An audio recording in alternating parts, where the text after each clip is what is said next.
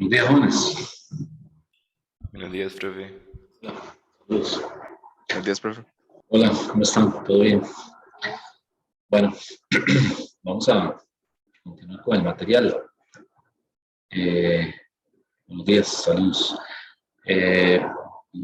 Estábamos viendo lo de los mecanismos de transferencia del calor. Así que, pues, vamos a volver sobre ese tema. No hay ninguna pregunta antes de empezar.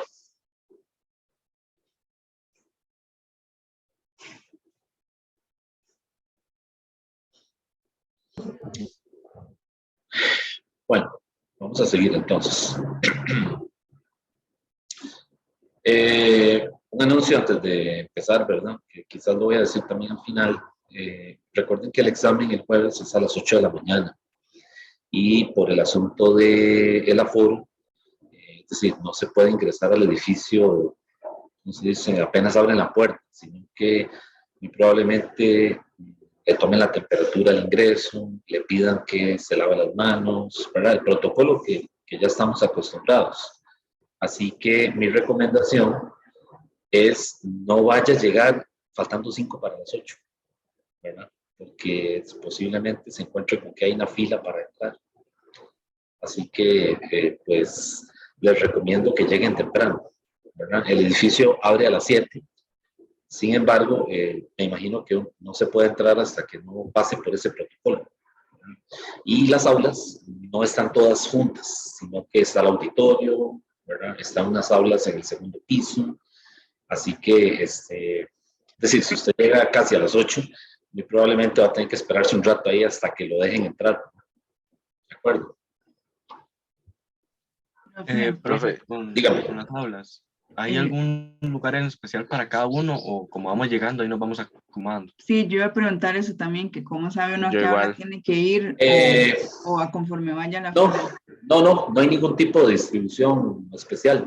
Es decir, yo solicité 5 aulas, ¿verdad? 3 son de la escuela de física y 2 son de la escuela de matemática. Así que conforme vayan llegando, los asistentes se van a encargar de llevar al estudiante a las aulas. Es decir, vamos llenando el auditorio primero y luego pasamos al segundo piso, pero no hay ningún tipo de, ¿cómo se dice? Es decir, el que llega de una vez se mete en el edificio, ¿verdad? Se lleva al aula que esté disponible y ahí empiezan se sientan, ¿verdad?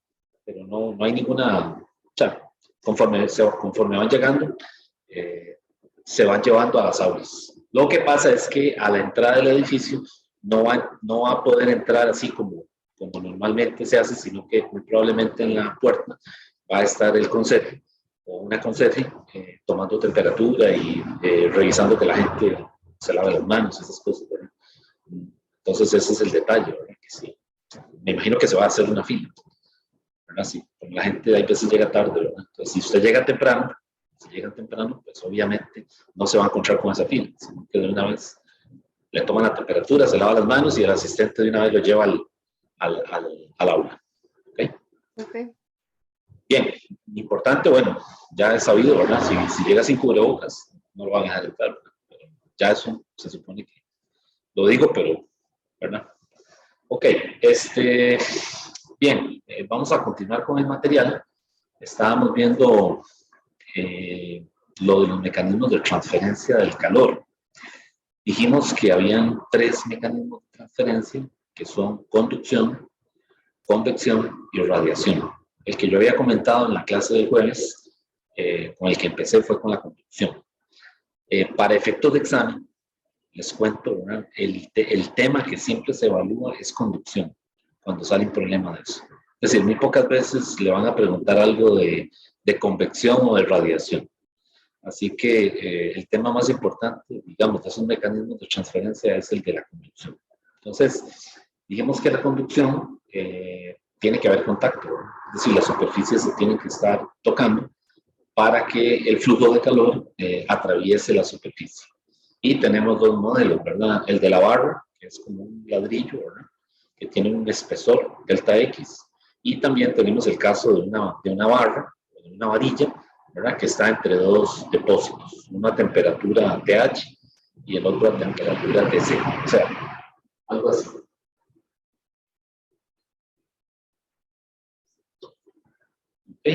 entonces este está a temperatura TH y este está a temperatura TC. Y pues aquí TH es mayor que TC. Entonces el flujo de calor, ¿verdad?, pasa de forma instantánea. No instantánea, no.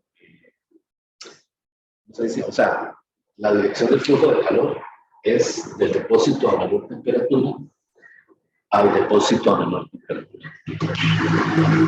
No necesita, no se necesita que haya un agente externo que influya, ¿verdad?, para que el flujo de calor pase.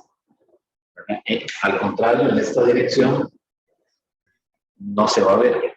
Es decir, puede ocurrir, pero entonces se necesita un agente externo que haga que ese flujo de calor circule en sentido contrario.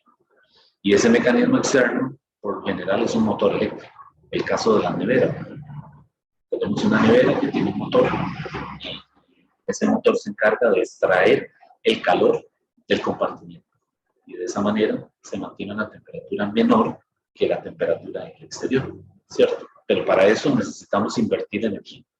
En este caso, el calor pasa de un depósito a otro sin que medie o sin que haya un agente externo que sea el responsable de que el flujo de calor pase. Okay. Entonces, pues aquí dijimos que se puede calcular una potencia térmica, ¿verdad?, que está definida como U entre delta T. Delta T es el intervalo de tiempo. Y esto va a ser igual a K por A por un gradiente de temperatura, que lo pusimos de esta manera, TH menos TC entre L, en donde L es la longitud de la varilla. ¿Okay? Y el A es la sección transversal de la barra. Y entonces, por lo general, si es una varilla, se le pone un recubrimiento, ¿verdad?, un forro, para evitar que el calor escape radialmente. Porque si no es otro problema diferente, ¿verdad? Es decir, si yo veo el tubo de frente, o sea, veo el corte transversal y no tiene ese recubrimiento, pues el calor pasa de eso. El flujo de calor escapa radialmente. ¿Ok? Entonces ahí, si es así, que también hay problemas de esos, ¿verdad? Que pues ya preguntar un problema de esos, hay que integrar. ¿Okay? Entonces, la varilla, si uno hace un corte en una sección transversal, lo que va a haber es un conjunto, ¿verdad?, de anillos. Y el calor atraviesa esos anillos. Entonces ahí el calor sale radialmente. ¿Okay? Pero para simplificar el problema, le ponemos un recubrimiento.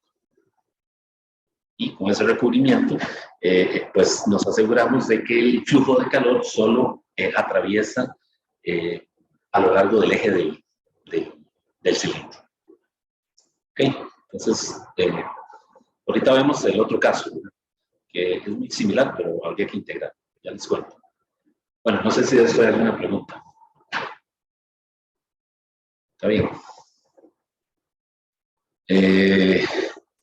Entonces, la K se llama la conductividad térmica. Es una constante del material. O sea, nos sirve para caracterizar el material.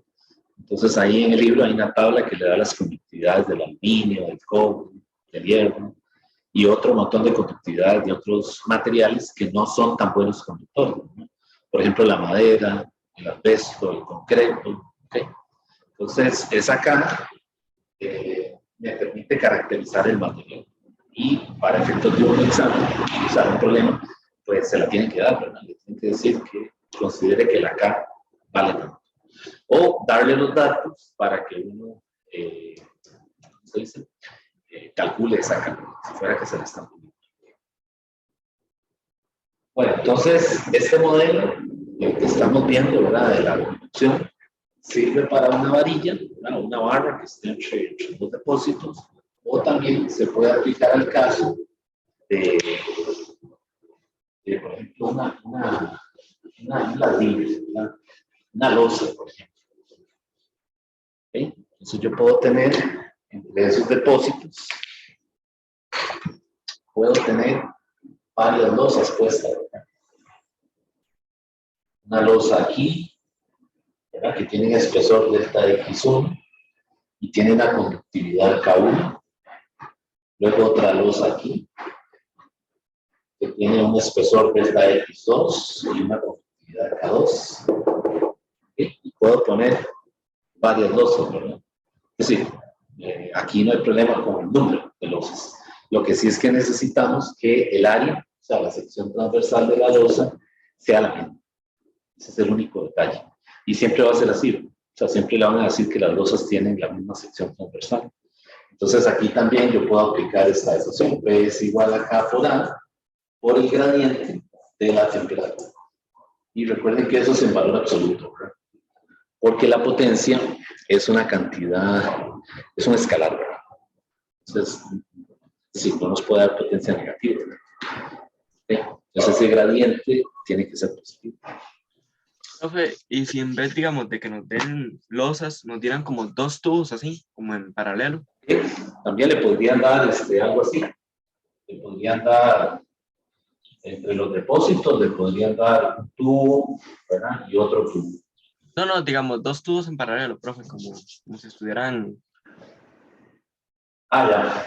Usted dice así, así, puestos así. Ajá. También hay problemas de ese tipo, ¿sí?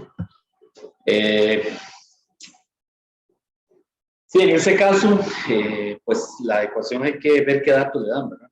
A la hora de resolver el problema. Pero en este caso, sí, este es es decir, pueden estar en paralelo, que es este caso, ¿verdad? O pueden estar en serie, o sea, uno a continuación del otro, ¿verdad?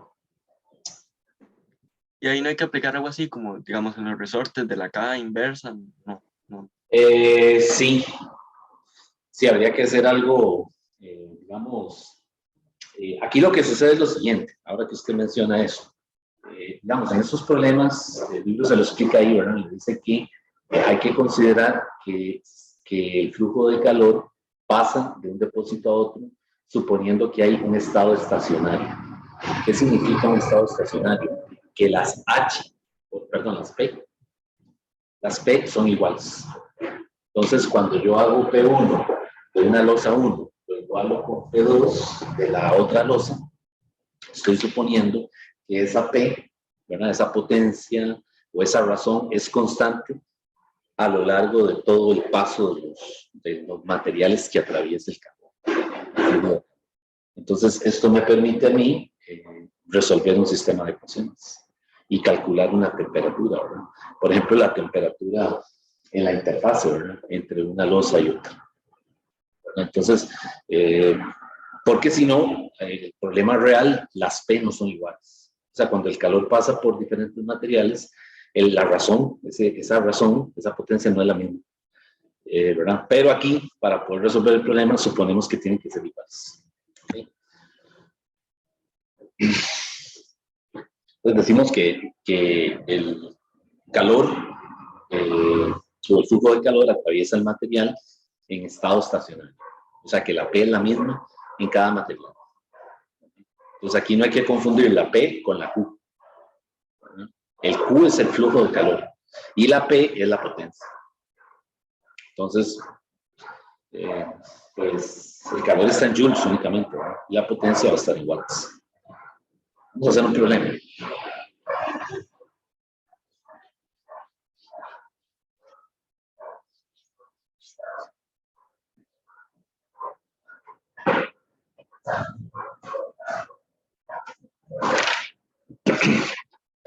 Por ejemplo, este caso.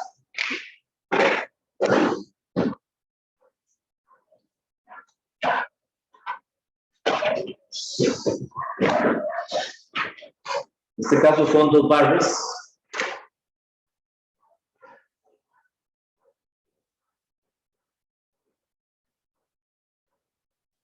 Una de acero y la otra de aluminio, de cobre. Esto es cobre y esto es acero. Entonces aquí la temperatura está a 0 grados Celsius y aquí está así. ¿Okay? Entonces, si está a 0 grados Celsius, ¿qué dirían ustedes? Desde el punto de vista de una mezcla. ¿Qué tengo de este lado?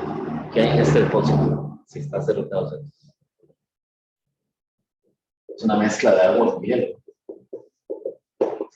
Y si está a 100, ¿qué tengo aquí? Vapor. Entonces, el problema le dice que la barra de acero es de 10 centímetros y la de cobre es de 20 centímetros. ¿Sí? ¿Y qué más le dice?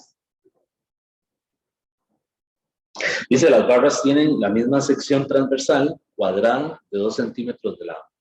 O sea que si esto yo lo veo de frente, lo que estoy viendo es algo así, que tiene 2 centímetros de lado. ¿Sí? Bueno, y con eso le dice que ambas barras están perfectamente aisladas, o sea, tienen un aislante, un recubrimiento para que el calor no escape radialmente. Y entonces lo que le dice es calcule la temperatura en estado estacionario de la unión entre las dos barras. O sea, le está diciendo que haya la temperatura de la interfaz. Entonces, aquí necesitamos usar esto del estado estacionario. Y el estado estacionario es suponer que las potencias son iguales. Entonces, para P1 esto es K1 por A por la temperatura, ¿no? ¿Cuál sería la temperatura? 100, es donde empieza, ¿no? Del lado izquierdo, menos la temperatura en la interfase, entre la longitud, que sería .10, ¿verdad? Hay que pasarlo a metros para que esté en unidad de ¿sí? ¿Okay? Y esto, bueno, este es el K del acero, ¿verdad? Y de este lado sería el K del cobre por el área, que es la misma, ¿verdad? Y ahora aquí viene la temperatura en la interfase, ¿verdad? En el orden que está pasando el flujo de calor, menos 0 entre .20. Y de ahí puedo despejar la T. Y bueno, esta K se la tienen que dar, ¿verdad? La K del acero es 50.2 watts entre metro Kelvin. Y la K del cobre es 385. Vean que es notablemente mayor, ¿verdad? La del cobre, porque el cobre pues es un metal, el acero es una aleación, ¿verdad? Entonces los metales son los mejores conductores del calor y la electricidad, ¿verdad? En su estado puro. Las aleaciones por lo general, algunas son, es decir, cuando se hace la aleación, qué sé yo, la calidad, depende para lo que se vaya a utilizar, va a disminuir, ¿verdad? Así que, pues, precisamente ese es un campo de investigación de la gente que hace metalurgia, ¿no? Cuando sintetiza un material, quieren algunas veces maximizar la K o minimizarla, ¿verdad? Por ejemplo, todo lo que utilizan las laptops, ¿verdad? De los materiales con los que utilizan en el interior, ¿verdad? No quieren que se calienten tanto. O sea, quieren que sea un material, o sea, tan buen conductor del calor para, pues, alargar o prolongar la vida útil de la máquina, ¿verdad? Así que, pues, quieren diseñar materiales que sean pobres conductores, ¿verdad? De tal manera de que el calor no recorra todo el dispositivo. Bueno, y de aquí se despeja la T. Aquí sería meter los valores de K. El área, ven que es 2 por 2, ¿verdad? O sea, aquí serían 4 centímetros cuadrados y hay que pasarlo a metros cuadrados, ¿verdad? Para que lo tenga una unidad del sistema internacional. Y de aquí saco la temperatura. Esa temperatura ahí en la unión, ¿verdad? Es 20.7 grados. Entonces, a lo que me preguntaba alguno de ustedes ahora, ¿verdad? Si están en serio o en paralelo, no termina de decir, ya que aquí están en serio, porque es un tubo a continuación del otro, ¿verdad? O una barra a continuación de la otra. Entonces, la condición en cada interfaz, o sea, en cada unión, es que las H sean iguales. Pero cuando están en paralelo, digamos, si fuera una barra así, ¿verdad? Dos barras así, una así, ¿verdad?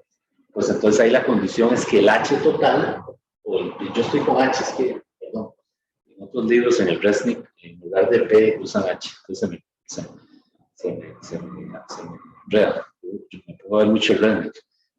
Pero cuando está en paralelo, la condición es que la P total tiene que ser P1 cuando está en paralelo.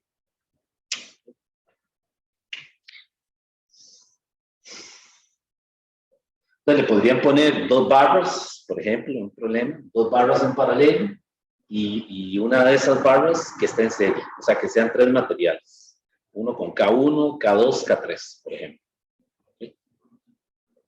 Pero digamos las ecuaciones son estas.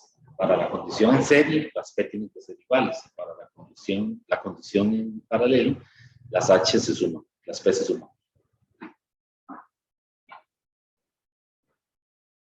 Bueno, una pregunta es, esta ecuación, ¿verdad? Para los que luego tomen un curso de termodinámica, gente que va por tal vez ingeniería mecánica, a esa ecuación ahí le dicen la ecuación de Fourier. Está la de K por A por el delta T entre delta X. La conocen con ese nombre. Profe, esa área es, digamos, la sección transversal del tubo, ¿verdad? Correcto, es la sección transversal. En ese caso se podría eliminar, profe, porque es la misma. Sí, se puede eliminar. Sí, aquí yo las puedo cancelar. Entonces no. Tendría que ser un tubo como el de Bernoulli, profe, como que se abre en un... Sí, le tienen que decir que es un tubo que tiene radio R, ya sabemos que es un círculo, o como en este caso, que le dicen que es un tubo cuadrado, como los tubos con los que usan para hacer los portones, ¿no? Pero le tienen que dar el área. Ahora, si se cancela, a la hora de calcular la temperatura, ¿en dónde se usa? Bueno, ¿en qué momento se usa el DAP? Hay veces, después de que uno calcula la T, por ejemplo, en este caso, en la parte B del problema le dice, bueno, calcule la P. Entonces ahí hay que devolverse otra vez a sustituir en alguna de las ecuaciones y ya ahí sí necesita el valor de la, ¿verdad? Pasarlo a metros para poder calcular.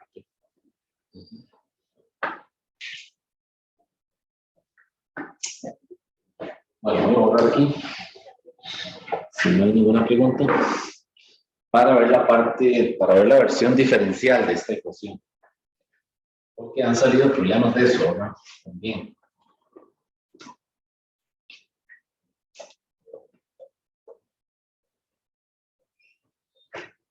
La versión diferencial. Entonces, vamos a ver, resumiendo para ver si tratamos de aclarar este tema. Entonces, esta P sirve para barras, digo, para losas, por ejemplo, ladrillos, y tiene esta forma, K por A por delta T entre delta X. Esto es para losas, en donde el delta X es el espesor de la losa y el delta T es pues la diferencia en las temperaturas, ¿verdad? Pero también está el caso para cuando tengo un tubo que está en serie o varios tubos en serie o en paralelo. Entonces es K por A y aquí la única diferencia es lo mismo, ¿verdad? Es el delta T, solamente que abajo la L pues es la longitud de cada tubo. ¿Okay? Ahora bien, hay una versión que es la versión diferencial. La versión diferencial es esta. P es igual a K por A. Y aquí, en lugar de delta T, pongo dt dr. De esta manera. ¿Okay? Esto es lo que se llama la versión diferencial de la ecuación de conducción. La versión diferencial. ¿Okay? ¿Por qué la pongo ahora con diferenciales? Bueno, porque quiero integrar. Es decir, es el caso, por ejemplo, de que tenemos un cilindro. Y ya estamos despreciando que el calor se propague a lo largo del eje del cilindro, sino que más bien nos interesa cuando el calor escapa radialmente. Entonces, en un problema le van a decir, desprecie la conducción a través del eje del cilindro y asuma que todo el calor escapa, ¿verdad?, del cilindro radialmente. Entonces, en ese caso, le está diciendo que use esto. ¿Okay? Entonces, vea que yo le pongo aquí un R. ¿Qué es ese R? Ese R es un anillo del cilindro. El cilindro se compone de muchos anillos, ¿verdad? Entonces, es un anillo que tiene radio R y que tiene un espesor de R. Y de esa manera, entonces, puedo manipular esta ecuación. ¿Verdad? De tal manera de que yo puedo integrarlo. O sea, separar variables, que es lo que llaman. Entonces, pues, yo integro con respecto a la R, ¿verdad? Y por separado con respecto a T. Y esto es una constante. Entonces, esto yo lo puedo escribir así. P por dr es igual a K por A por dt. Y cuando integro de este lado, aquí voy desde, si es un por ejemplo, un cilindro que tiene un hueco, ¿verdad? O sea, que es un cascarón. Entonces tengo el radio A, ¿verdad? El radio del cascarón, el interno, y tengo el radio B, ¿verdad? Y entonces, aquí, de este lado, la P es constante. La puedo sacar fuera de la integral. Siempre va a ser constante. Ya dijimos que tiene que ser constante porque tiene que cumplir con el estado estacionario. Y los límites son de A a B. ¿Okay? Y de este lado los límites son de T1 a T2. Y entonces esta P la saco fuera de la integral y integro solamente esta parte. El detalle es tener cuidado con la sección transversal. Eso es todo. Ese es el detalle aquí. ¿Cuál sería la sección transversal, por ejemplo, en un cilindro? Si el calor está escapando radialmente. ¿Qué me dice? ¿Cuál es el área que tengo que usar ahí? Vean que es un cilindro, ¿no? Y el calor no está pasando a lo largo del eje, sino que está saliendo radialmente. Pues, ¿cuál es el área que está cruzando ese flujo de calor? Es el área del cilindro, ¿no? El área lateral. ¿Cómo se calcula esa área? Como que si fuera un rollo de papel aluminio, esos que tenemos ahí en la cocina, ¿verdad? Imagínense un rollo de esos que uno lo saca y saca un pedazo de papel aluminio, ¿verdad? Tiene una circunferencia, 2πr, y tiene una altura L, ¿verdad? Que es la longitud del papel. Entonces esta área aquí, esa área tiene que ser 2πr L. ¿Quién es L? La longitud del tubo. Entonces vean que ahora esta ecuación adopta esta forma: integral de A a B del dr entre 2πr. Y este lado es K por la integral de T1 a T2. Bueno. Entonces, ese es el único detalle, ¿verdad? Cuando le dicen que el calor escapa radialmente, que hay que tomar en cuenta si es una sección, si es un tubo, ¿verdad? O si, por ejemplo, es una esfera, ¿verdad? Si fuera una esfera, ¿qué haríamos aquí? Cambiamos el 2πrl, ¿por qué? Por el área de la esfera, ¿verdad? ¿Cuál es el área de la esfera? 4πr, ¿verdad? Si fuera que es el calor está escapando, digamos, como de una especie de cascarón esférico. ¿Okay? Y la P siempre va a ser constante. Insisto mucho en eso, porque el modelo lo simplificamos para que P siempre sea constante. Así que siempre va a salir de la integral. Entonces de aquí yo puedo sacar, por ejemplo, la temperatura final o la temperatura inicial. O sea, no final, inicial, no estoy diciendo mal. La temperatura del foco, que está a mayor temperatura, y la que está a menor temperatura, ¿verdad?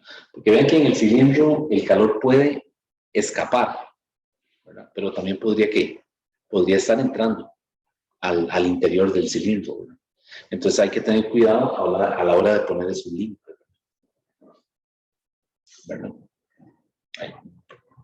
O sea, ahí le va a salir un menos. Si uno no lo quita, o es decir, no lo considera, le va a quedar, o sea, va a despejar mal.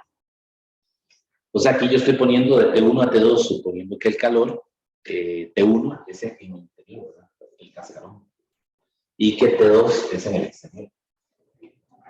Entonces, suponemos que T1, o sea, así como yo puse los límites, estoy suponiendo que T1 es mayor que T2, para decir que el calor está escapando radialmente. Si le dijeran que está entrando radialmente, entonces hay que invertir, porque T2 sería mayor que T1. Recuerden que el calor, el flujo de calor pasa de forma espontánea del foco a mayor temperatura hacia el que está a menor temperatura. Entonces, es un problema de estos, ya los han puesto, uno conoce las temperaturas. ¿Okay? Entonces, ya sabe, digamos, en dónde es mayor la temperatura. Por ahí hay un problema de examen que es un avión, o sea, el tubo del avión, ¿verdad? Donde van los pasajeros, ¿okay? Quitando la cola y quitando la cabina de los pilotos, es un cilindro. Entonces hay un problema ahí que le dice que ya el avión a cierta altura, la temperatura en el exterior de las ventanas es tanta, qué sé yo, es menor que en el interior, por ejemplo. Qué sé yo, que las temperaturas son 10 grados. Y en el interior lo mantienen a una temperatura agradable, ¿verdad? Tal vez unos 18 o 20 grados Celsius. Okay, entonces, ¿qué pasa? El flujo de calor va en qué dirección? Va en la dirección del interior de del tubo hacia afuera. Entonces, es usar esta ecuación. Y suponemos que el área, la sección transversal del fuselaje del avión es 2πr. Y entonces le dicen que el avión tiene una longitud de tanto. Y ya ahí es el problema del cilindro. Pero sí, el detalle, cuidado con la P, ¿verdad? Hay gente que me deja la P dentro de la integral. Y no, recuerden que aquí el detalle es que P es constante. Bueno, ¿alguna duda de esto? Profe, ahí podría uno sacar todo el integral menos el R, ¿verdad? Ahí puede sacar toda la integral menos el R, correcto. Yo aquí podría sacar el 2pi y el R.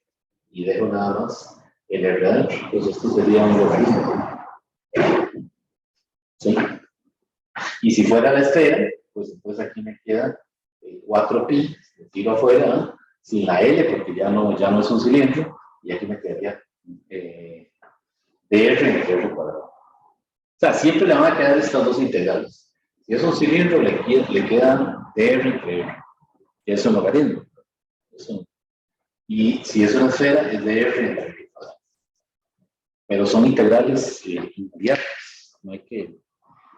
Es decir, aquí no le va a salir una integral, algo ahí que tenga que hacer una sustitución rara o algo así, que no, pues son integrales que son ya conocidas.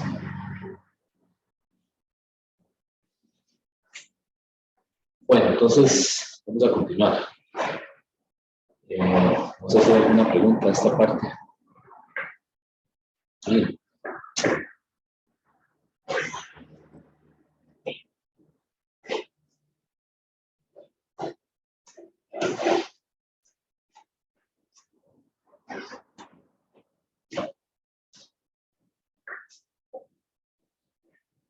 Bueno, ahí voy a compartir con ustedes el documento que les mostré la semana pasada.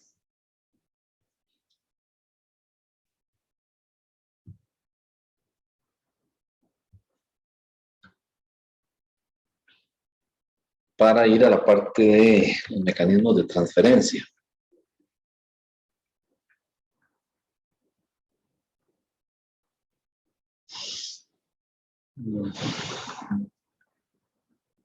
Este capítulo es grandecito, ¿verdad?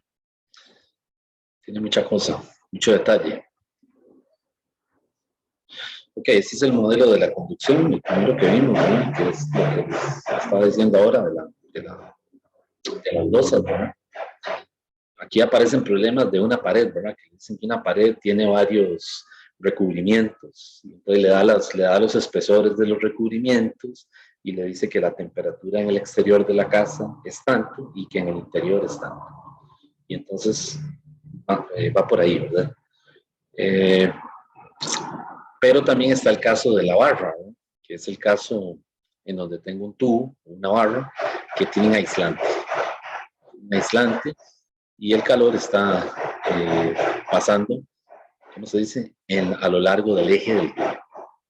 Aunque también podría verse radialmente, ¿sí? Que es lo que acabamos de ver aquí. Mm, luego, el otro mecanismo de transferencia es la convección. En la convección nunca hay problemas, o sea, nunca va a venir problema de convección porque sí, el libro solo se lo explica así conceptualmente, no le da ninguna ecuación. Así que esta parte, pues, no va a venir un problema de convección.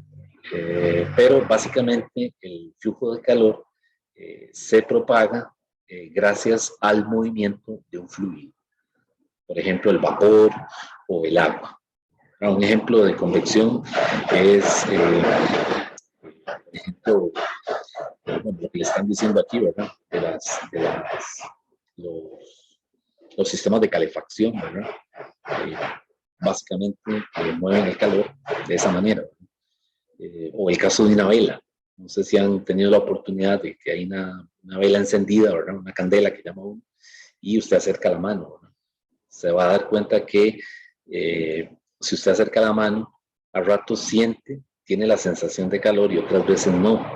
Y es porque el calor lo que hace es que, o sea, las masas de aire que están encima de la vela se calientan y se vuelven más livianas. O sea, pesan menos. Entonces, al pesar menos, ascienden. Y es donde uno siente el calor, ¿verdad? Y mientras que asciende esa masa, otras masas de aire frío se colocan encima, digamos, encima de la vela. Y vuelve otra vez a repetirse el proceso. Entonces, la convección, básicamente, el calor, el flujo de calor se propaga debido a que hay un fluido de por medio que lo transporta, que lo lleva, ¿verdad? En el caso de una vela es el aire, pero podría ser, por ejemplo, agua. Por ejemplo, las costas, ¿verdad? En las costas la temperatura cambia debido a las corrientes de aire. ¿Sí? Entonces, eso es convección. ¿Sí? Y la otra ley, que esta sí a veces, ¿cómo se dice? Preguntan, hay problemas por ahí, es el otro mecanismo de la radiación. La radiación, el flujo de calor se propaga debido a las ondas electromagnéticas. Tenemos un espectro, ¿verdad? De ondas electromagnéticas, cada una de ellas tiene una longitud de onda y el calor puede, ¿cómo se dice?, propagarse dependiendo del tipo de la longitud de onda, ¿verdad?, de ese espectro. Entonces hay una ley, la ley clásica, ¿verdad?, de la radiación, que es la ley de Stefan, la ley de 1880, creo. Por ahí fue que apareció. Y está dentro de lo que en física se llama la radiación clásica. Es decir, esto no contempla ningún fenómeno cuántico. Y la ley de Stefan es esta que ustedes ven aquí, ¿verdad? Esa P es lo mismo, ¿verdad? Es una potencia. El sigma que vemos aquí es una constante de la física clásica que se llama la constante de Stefan-Boltzmann. Y el valor que tiene es 5.67 por 10 a la menos 8. Ya ha sido calculada de muchas formas, ¿verdad? Es decir, de diferentes experimentos. Y siempre se ha arrojado este resultado. ¿Okay? El A es el área de la sección transversal, ¿verdad? Por ejemplo, cuando uno va a la playa, ¿verdad?, que se tira ahí en la arena, ¿verdad?, el área es el área del cuerpo, ¿verdad?, sobre el cual incide la radiación, ¿verdad?, dependiendo de la hora, ¿verdad? Los rayos de luz puede ser que incidan con cierto ángulo o en otros casos el ángulo comienza a aumentar, por ejemplo a mediodía, ¿verdad? Por eso no recomiendan, por ejemplo, tomar el sol ahí en la playa a las 12 del día, ¿verdad?, porque los rayos de luz casi que inciden perpendicularmente en la sección transversal, que es la piel, ¿verdad? Entonces, obviamente, al llegar de esa forma, esa radiación es más incisiva, ¿okay?, que si, por ejemplo, le da en la tarde, que los rayos de luz ya tienen una inclinación mayor, ¿verdad? Okay. Entonces, la E se llama la constante de emisividad, o la emisividad. Es decir, es adimensional, es un coeficiente que está entre 0 y 1. Okay. Y es característico en la emisividad el color. Entonces, por ejemplo, cuando hay colores oscuros, que decimos que el cuerpo es opaco, ¿verdad?, o cuerpo negro, tienden a conservar más la radiación, el calor. Y cuando son cuerpos claros, lo que hacen es que tienden a reflejarla. ¿Okay? Entonces, la emisividad está directamente relacionada con la naturaleza de la superficie sobre la que incide el calor, ¿verdad? Entonces, por eso es que, es decir, en la playa nadie se pone una camiseta negra, porque tiene la sensación uno de que se está quemando, ¿verdad? La gente por lo general en la playa que usa ropa clara, ¿verdad? ¿Para qué? Para que la emisividad baje y reflejar parte de la radiación. ¿Ok? Bueno, entonces la temperatura en esta ecuación es la temperatura en Kelvin, o sea, en temperatura absoluta. Y vean que es una ley en donde la temperatura está a la 4, ¿verdad? Este resultado, el primero que llegó ahí fue Stefan, ¿verdad? Haciendo muchas mediciones. Y luego, teóricamente, Boltzmann llegó al mismo resultado. Por eso se llama la ley, bueno, aquí dice ley de Stefan, pero realmente es la ley de Stefan-Boltzmann. Es decir, los dos llegaron por vías distintas a que la potencia es proporcional a la cuarta potencia de la temperatura. ¿Ok? Bueno, entonces aquí está el absorbedor ideal, E igual a 1, ¿verdad? Y a eso se le llama un cuerpo negro. ¿Ok? Una aproximación de un cuerpo negro, por ejemplo, lo más cercano es un horno, ¿verdad? Por ejemplo, los hornos de las panaderías. No sé si han tenido la oportunidad de verlo, ¿verdad? Tiene una ventanita. ¿Okay? Y si usted ve para adentro, cuando el horno está ahí prendido, por ejemplo, si es leña lo que están usando, ¿verdad? Se ve los colores, uno puede distinguir, ¿verdad? Los diferentes colores, ¿verdad? Las tonalidades. Y eso más o menos se aproxima a un cuerpo negro. O sea, un cuerpo negro es un cuerpo que absorbe toda la radiación en una cavidad, de tal manera que muy poca de esa radiación escapa. Entonces, si usted ve un horno, es así, ¿verdad? Generalmente es grande, ¿verdad? Pero la ventanita es pequeña. Lo que no quieren es que se pierda calor, ¿verdad? ¿Okay? Entonces, eso en física le llaman un cuerpo negro. ¿Okay? Y tiene un montón de características muy interesantes. Y básicamente la idea del cuerpo negro, pues es el germen, ¿verdad? De la mecánica cuántica. ¿Okay? Por ahí empezaron a fijarse en los detalles de ese cuerpo negro. Bueno, esta es otra versión de la ley de Stefan-Boltzmann, solamente que ahora, pues, vean que hay una diferencia de temperaturas, y es porque están tomando en cuenta la temperatura de un cuerpo que está, digamos, en una cavidad o que está en un sitio que está a otra temperatura. Por ejemplo, qué sé yo, que estemos en una habitación y que esté muy fría la habitación. Entonces, cuando yo entro, esa habitación tiene una temperatura, no sé, va a tener, qué sé yo, está a 15 grados, por ejemplo. Y el cuerpo mío está a una temperatura mayor, ¿verdad? Tal vez, qué sé yo, la temperatura usual que anda en 35, 36 grados Celsius, ¿verdad? Y entonces, de esa manera, uno puede calcular la potencia neta. La potencia neta. Y eso es si el cuerpo irradia o si más bien absorbe. ¿Ok? Vean que aquí las temperaturas están por separado a la 4, ¿verdad? Porque es que en los exámenes he visto gente que me pone el 4 afuera del paréntesis. Entonces, cuidado, aquí es el exponente está por separado en cada temperatura. ¿Ok? Bien, voy a dejar de compartir.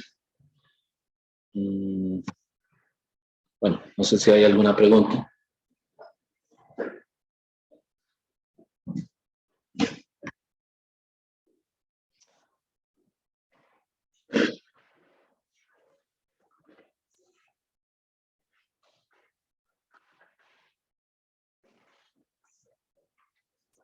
No hay problema.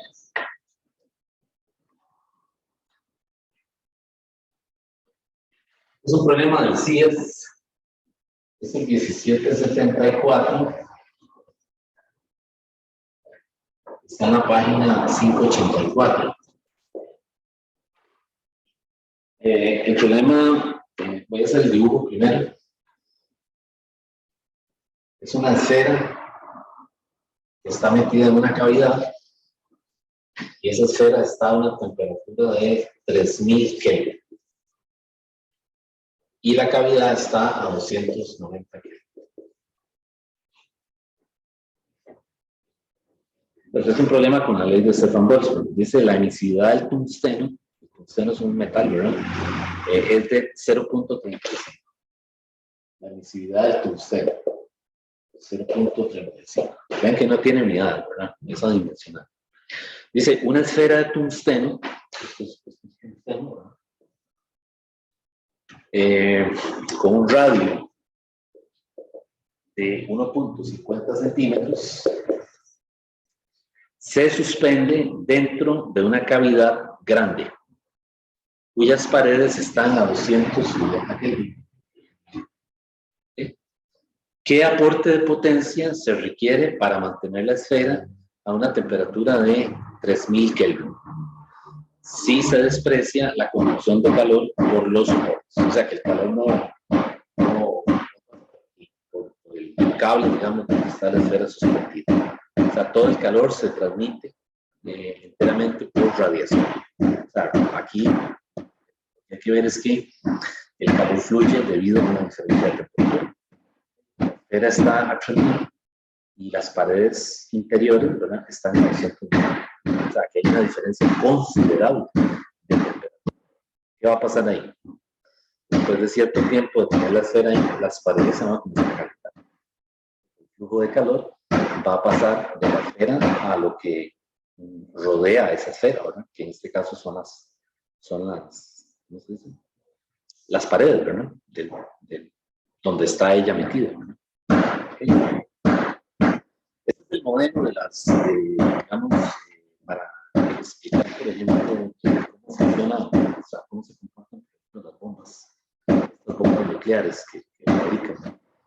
La bomba de hidrógeno, las bombas estas termonucleares.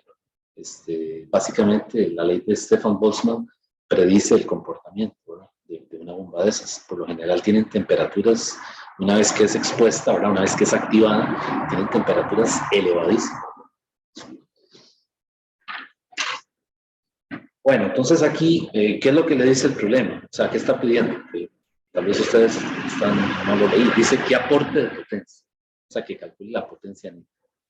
Entonces, la potencia neta aquí sería P es igual a A por E por sigma por T a la 4 menos T a la 4S. Y al ser una esfera, pues el área es 4 pi r cuadrado. ¿Sí? Entonces lo que hay que hacer es sustituir eso aquí. P sería el área, que serían 4 por pi por 0.015 al cuadrado por 0.35, que es la actividad, por la constante de Stefan Boltzmann, que son 5,67, porque es la menos 8, por la diferencia de temperaturas. Esta T es la temperatura del objeto, ¿verdad?, que se sumerge en esa cavidad. Y esta temperatura es la temperatura de las paredes, que aquí sería 200.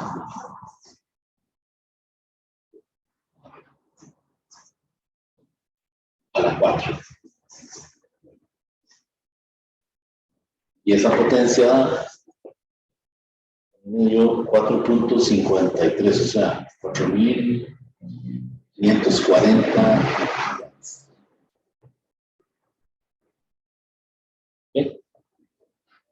Entonces, ven que aquí, debido a la diferencia de temperaturas, ¿qué podemos decir? Hay salida neta de calor del cuerpo.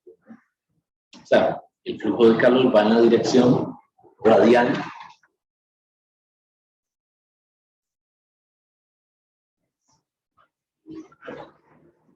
hacia las paredes de la cavidad. Entonces, imagínense la temperatura. 3000 Kelvin, es súper alto. ¿Okay? Entonces aquí el rango de absorción de las paredes obviamente es mucho mayor que el de emisión.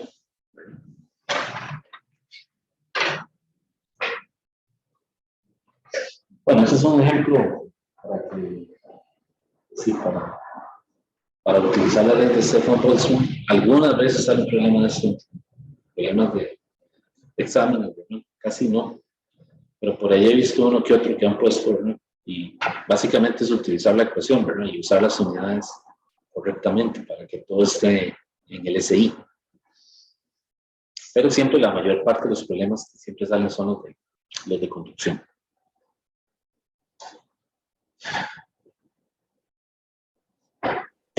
Profe, y Sí, dígame. uno en el examen, digamos, a uno en el examen esa constante de 5.67, ¿esa se la dan? O Eso se hay lo que dan. dársela?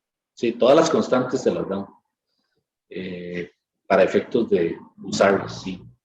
Digamos, para el examen tendrían que darle, de todo lo que hemos visto, tienen que darle los calores específicos, calores latentes, capacidad calorífica, conductividad térmica, los coeficientes de dilatación lineal, o los beta, los beta de los líquidos. Todo eso tendrían que darse o en la tabla de fórmulas o en el enunciado.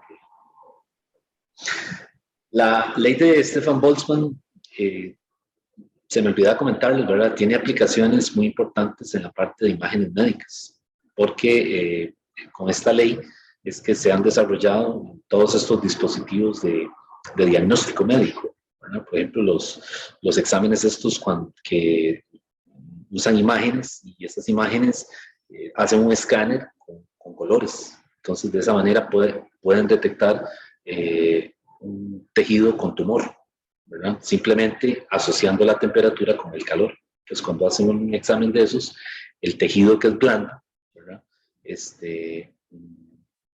Pueden ver diferentes tipos de tonalidades de colores y entonces el tejido que es canceroso está a una mayor temperatura y de esa manera detectan un tumor sin necesidad de hacer ningún tipo de análisis que llaman invasivo, ¿verdad? Es decir, sin tener que ir a tomar una muestra, sino que simplemente usando esto, ¿verdad? La ley de radiación. Profe, le puedo hacer una pregunta un poquito rara. Digamos, con esta misma fórmula, es que, por ejemplo, la primera bomba nuclear fue Trinity, digamos, que era una bola de plutonio rodeado de dinamita, de explosivos. Entonces, con esto digamos, se calculaba la potencia que necesitaban los explosivos para llevar la masa de uranio al punto crítico. Sí. Por supuesto, bueno, hay más cosas, hay muchos más detalles, ¿verdad? Pero la ley de radiación... esto es una forma muy Sí, sencilla de hacerlo. la ley de radiación, esta ley de Boltzmann, les permitió a ellos entender cómo diseñar el dispositivo la primera bomba que hicieron, y cómo controlar la reacción en cadena. Porque eso es una reacción que cuando se desata no hay forma de pararlo. Entonces ellos necesitaban entender eso. Eso fue lo que más tiempo les tomó. Ni siquiera fue la construcción propiamente de la bomba, sino entender cómo ocurre es decir, cuando el núcleo se rompe, ¿verdad? Entonces, la ley de radiación, por los espectros, ¿verdad? Ellos podían, digamos, cambiar las temperaturas cuando comenzaron a hacer los experimentos, ¿verdad? Y ahí se dieron cuenta. Entonces, ¿qué les digo? Ya una vez que sabían esto de los niveles de radiación y cómo cambiar las temperaturas, pues ya lo que seguía era la parte técnica, hacer el dispositivo, el artefacto como tal, pero lo que más tiempo les llevó fue eso. Sí. Ahora, esta es una ley clásica de radiación, ¿verdad? O sea, esta es una ley no contempla. Muchas gracias, profe. Sí. Es la ley más viejita, ¿verdad? Es la abuelita. Sí. La primera que salió. Ok, bueno, entonces...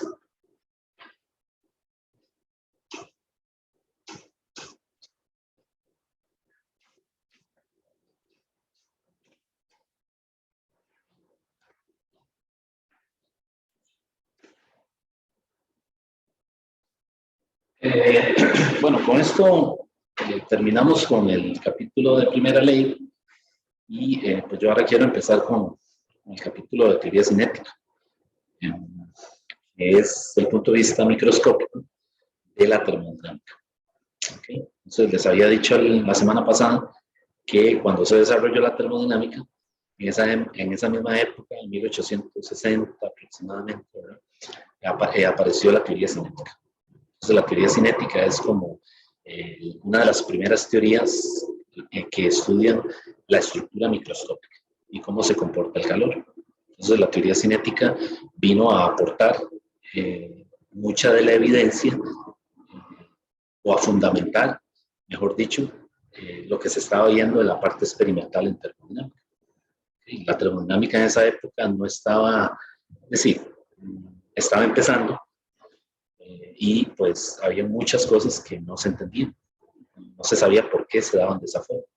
Recuerden que las variables que se escogieron eran macroscópicas. O sea, necesitaba hacerse una medida y muchas veces no se entendía. Muchas cosas no se entendían de las mediciones, de los experimentos que se hacían en esa época. Entonces, la teoría cinética vino a fundamentar, ¿verdad?, el desarrollo de la termodinámica. Entonces, bueno, voy a compartir con ustedes aquí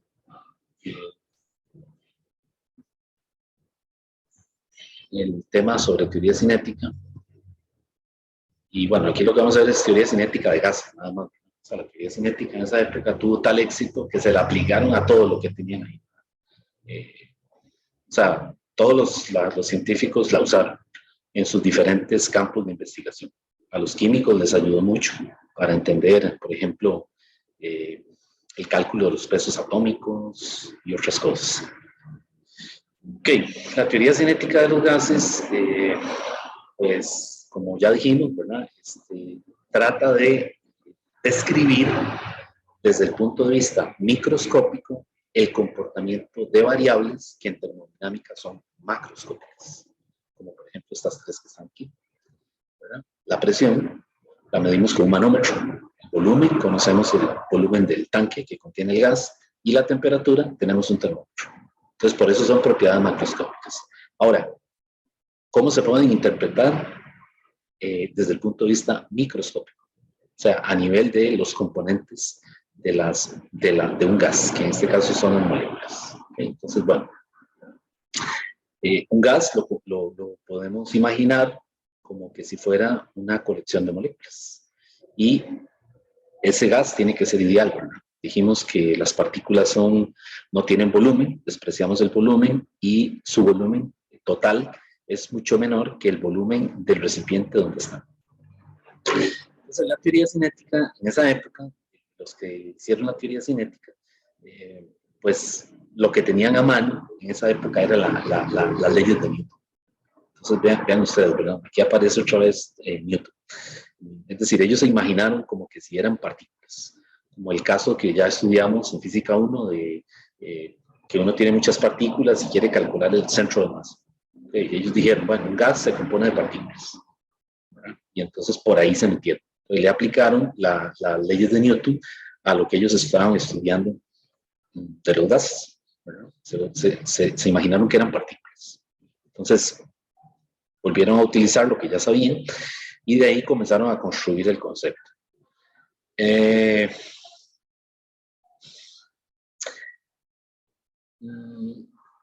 Pues lo primero que ellos se imaginaron es que las moléculas colisionan, como que si fueran bolas de billar, ¿verdad? Entonces, si hay colisiones, se puede estudiar el momento lineal y la energía cinética. Entonces, aplicaron eso, supusieron que todas las partículas eran iguales, eran idénticas, y que las interacciones entre ellas se podían despreciar y no habían pérdidas de energía. Entonces, si no hay pérdidas de energía, se trataba de colisiones elásticas. Entonces, todo eso se lo imaginaron para hacer el modelo, ¿verdad? Para tratar de acomodar esa idea, ¿verdad?, a lo que se veía experimentalmente. O sea, cuando usted calienta un gas, que el manómetro le comienza a registrar un valor de la presión, entonces ellos comenzaron a hacer ¿verdad?, como se imaginaban las variables macroscópicas y también desde el punto de vista microscópico. Entonces, bueno, aquí usan el modelo del gas ideal, ¿verdad? Presiones y densidades bajas, un gas diluido. Y pues para empezar, suponen que la molécula está en una caja, ¿verdad? Una caja que tiene paredes y esa molécula que tiene masa M0 colisiona con las paredes y con otras moléculas. Lo que pasa es que la cantidad de colisiones o el número de colisiones entre ellas mismas, ¿cómo creen que es? Es bajo, ¿verdad? ¿Por qué? Porque las partículas no tienen volumen. ¿Okay? Entonces hay menos probabilidad de que colisionen entre sí. Sí colisionan, obviamente. Habrá una molécula que colisiona con otra. Pero entonces ellos comenzaron despreciando esa parte, ¿verdad? Porque si le ponían volumen a las moléculas, pues el modelo se complica más. ¿Okay? Entonces, ¿qué es la presión? Bueno, la presión es resultado de múltiples colisiones de las moléculas con las paredes del recipiente y entre ellas mismas. ¿Okay? Entonces, eso que vemos en el manómetro, ¿verdad? Ese relojito que le indica a usted cuando va a revisar la presión de la llanta, ¿verdad? Que le da un valor, realmente es resultado de muchas colisiones de las moléculas con las paredes y con ellas mismas. ¿Okay? Entonces, bueno, a la caja esta la suponen cúbica, le ponen una arista D para digamos, delimitarla, para poderla estudiar, y la velocidad es un vector, como ya se estudió, ¿verdad? En cinemática. Entonces, esa molécula, digamos que está en una caja en 3 dimensiones. Entonces, tiene una componente X en Y, una componente Y en Y y una componente Z en Y. ¿Ok? Entonces, bueno, vean que aquí esta gente tenía mucha imaginación, ¿verdad? Entonces, pues comenzaron a suponer que todas las partículas tenían igual probabilidad de moverse en cualquier dirección. Es decir, como no se pueden contar, como no se pueden ver, ¿verdad? Como usted no las puede aislar, entonces simplemente supusieron que eran muchas, todas con la misma masa y con la misma probabilidad de moverse en cualquier dirección, X, Y o Z. Y entonces le metieron un poquito de estadística, es decir, juntaron las leyes de Newton junto con conceptos de estadística y así comenzaron a aparecer las ecuaciones.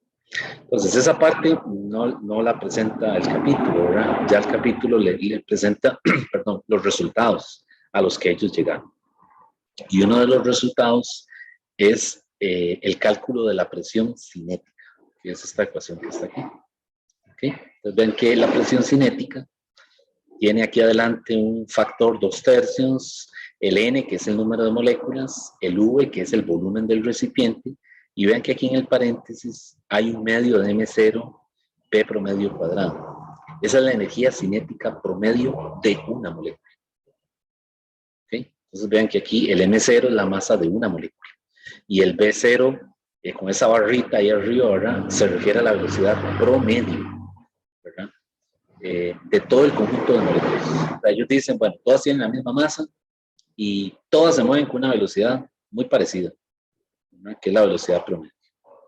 Y entonces aquí lo que vemos es que la presión es directamente proporcional a la energía cinética. ¿Okay? Ese fue el primer resultado al que ellos llegaron, que está de acuerdo con lo que se ve experimentalmente, ¿verdad? Es decir, si la energía cinética aumenta, aumenta la presión. ¿Okay? Bien, entonces, eso se llama la presión cinética. Y cuando ellos calculaban la presión cinética en el papel, 1880, estaba muy parecido el valor a lo que medían con el manómetro. Y por ahí comenzaron, ¿verdad? Esa fue, digamos, el arranque, ¿verdad? Lo que el papel decía coincidía con lo que se veía en el laboratorio, en la parte experimental. O sea, ellos al principio, leía yo la otra vez un artículo, cuando los que desarrollaron la teoría cinética no tenían idea de para dónde coger. O sea, ellos empezaron de la nada. Lo que tenían era la evidencia experimental. Entonces, ¿qué hicieron? Bueno, acomodaron la teoría a lo que veían experimentalmente. Y así fueron ajustando las ecuaciones, ¿verdad? Hasta que desarrollaron la teoría cinética. Entonces, esta gente tenía una imaginación buenísima, ¿verdad? Ok,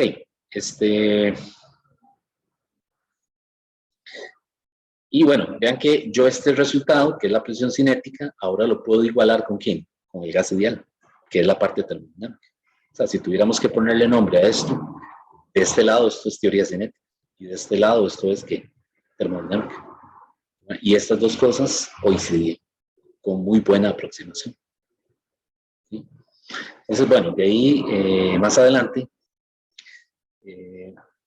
se dan cuenta que hay una forma de calcular la velocidad promedio, ¿verdad? Con ayuda de la presión. Entonces, lo que hacen es que igualan la energía cinética promedio con este factor que viene de aquí. Y entonces, bueno, de esta fórmula que ven aquí, se puede calcular la velocidad de una molécula, digamos, en una dirección a lo largo de un eje, ¿verdad? X, Y o Z. ¿Okay? Entonces, por ejemplo, aquí le están poniendo el componente X, pero igualmente puede ser Y o puede ser Z. ¿Okay? Y bueno, este resultado en esa época se conocía o se llama como el teorema de equipartición de la energía. Entonces es una forma que ellos idearon para repartir la energía en una molécula.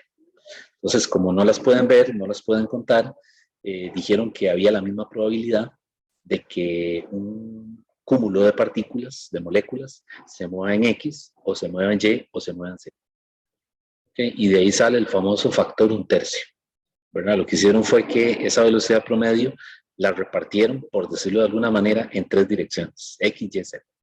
¿Okay? Entonces, estas ecuaciones que yo les estoy presentando, vean que por ahí vienen 3. ¿No ven? Ese 3 que anda por ahí. Ese 3 fue lo que ellos supusieron, ¿verdad? Asumieron sin ninguna evidencia experimental. O sea, ellos dijeron, para que la teoría funcione hay que meter ese 3. ¿Verdad? Para tomar en cuenta la probabilidad de que la partícula se mueva en X, en Y o en Z. ¿Okay? Y lo metieron ahí, ¿verdad? O sea, como decirlo, vamos a meterlo para ver cómo hacemos para acomodar esto, ¿verdad? Hoy en día ese factor 1/3 se puede calcular, o sea, se obtiene ya, ¿verdad?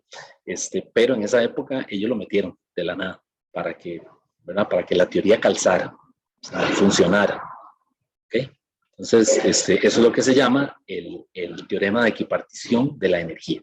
Y lo que le dice es que pues la partícula tiene lo que se llaman los grados de libertad, que es la posibilidad de moverse en X, en Y o en Z.